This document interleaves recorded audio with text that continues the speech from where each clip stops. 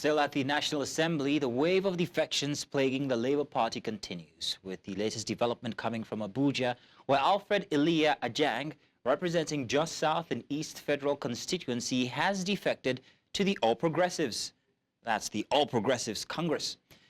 The defection was announced through a letter read by the Speaker of the House of Representatives, Tajuddin Abbas, during Thursday's plenary session. Ajang cited internal crisis within the Labour Party as the reason for his defection. However, the announcement sparked a rowdy session, with some lawmakers expressing concerns over the letter's content. Minority Leader Kingsley Chinda argued that the letter did not comply with the House's constitutional provisions and therefore should be rejected. Now, the governorship candidate of the Labour Party in the 2023 elections in Bayelsa State has resigned his membership of the Labour Party. Udengs Eradiri disclosed his intention to resign in a letter dated December 8 and addressed to the party's state chairman. He noted his inability to scale through what he described as intrigues and challenges implanted in the party leadership. Eradiri added that he resigned to pursue his political career on a platform equipped to provide Bayelsa with the leadership it deserves. So to discuss this, we're joined by politics and policy analyst Murphy Abadoni. Murphy, you're welcome. Thank you very much for joining us this evening. Good to have you on the news. Good evening to you. Good evening to our viewers. It's nice to be with you. So we've just read two different stories here, and we talked about the mass defections that's plaguing the LP. Why are we witnessing this much defections from the Labour Party? What could be the cause? Thank you very much. I don't know if you can hear me very clearly. Yes, I can. Very clearly. Yes.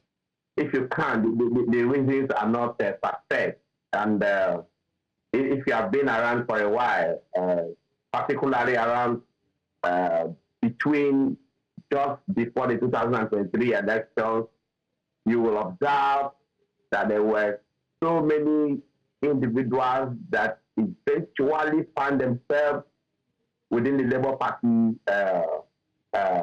fold that were not originally there. And these were the guys, the kind of politicians I personally describe as the opportunity, political opportunity. So it's got that beyond using the Labour Party ticket to get to power, there's nothing like ideology behind it.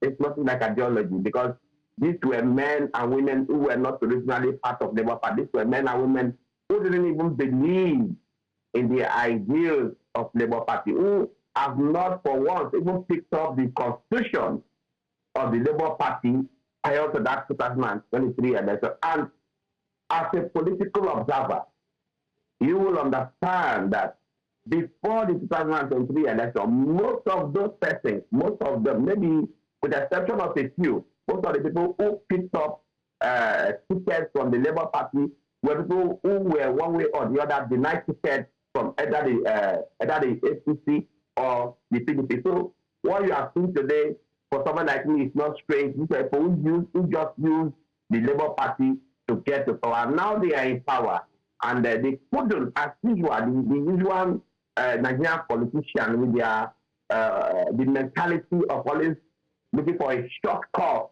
They got to power through a shortcut. Now they needed another shortcut to get to power come 2027. And they could not. They have not even attempted to see how they can build on maybe the little or no structure they met on Labour Party. Rather, everybody wants to affiliate with the power at the center. Everybody wants to have an affiliation with the All Progressive Congress. Hence what you are seeing today. And I can tell you for a fact that you are going to see more. Because politics in Nigeria, after all, it's more like job for the boys. Everybody wants to cling to the power at the center. Those who, and let me even chip in this, those who belong to the power at the center have wider opportunity to be engaged politically. Why do I say this?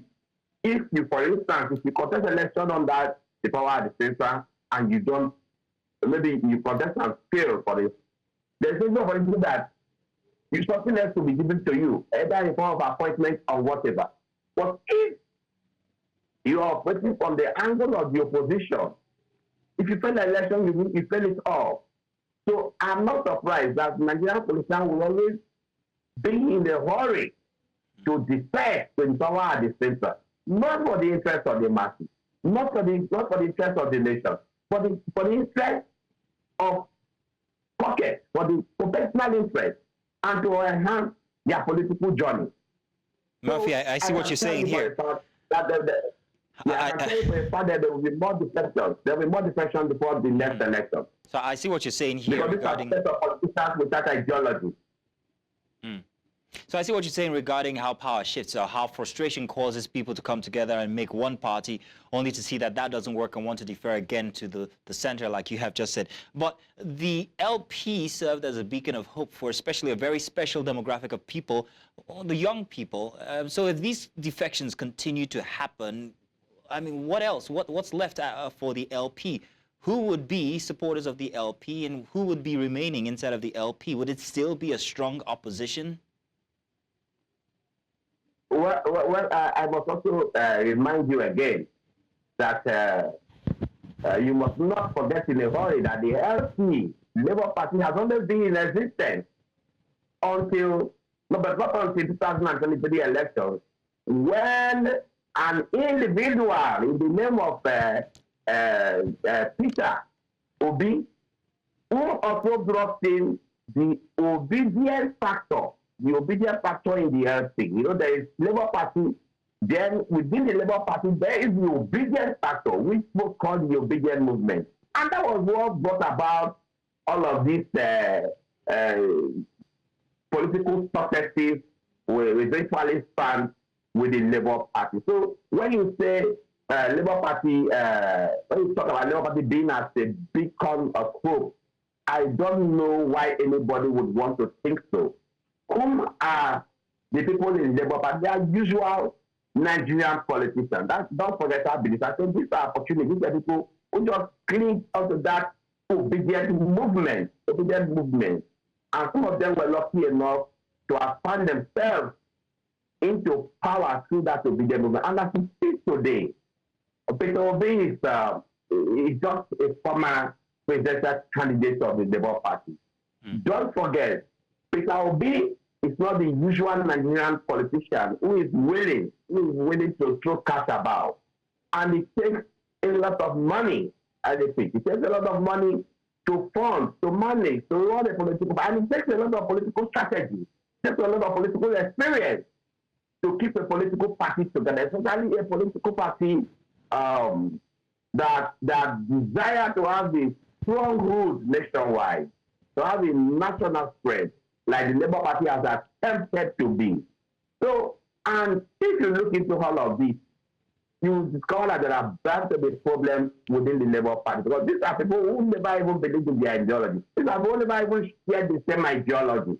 How many of these persons in the Labour Party were with Peter Obi when he was in ABGA, when he was in PDP, and the rest of it? So, it's a group of opportunities, and as long as their party could not cling on to the central power, the presidency, there are bound to be disarray. There are bound to be disagreement. There are bound to be pursuits for personal interest elsewhere. So, Labour Party, like any other party, cannot be the hope for the ordinary man as long as they are made up of Nigerian politicians. Nigerian politicians are who they are, irrespective of the political party that they find themselves with at every point in time. So I want to say that politicians are just what they are. If they are in party A today and they are speaking a new language, it's just for that purpose and for that moment. Tomorrow they could be in party B. Those who are defending, they were told, who said negative things about the Progressive Congress. Today they are there. Tomorrow, they could be somewhere. They will be somewhere. They are just who they are. And it means that we have a long way to go as a people, because we are yet to begin to have politicians with ideology. Okay then, Murphy.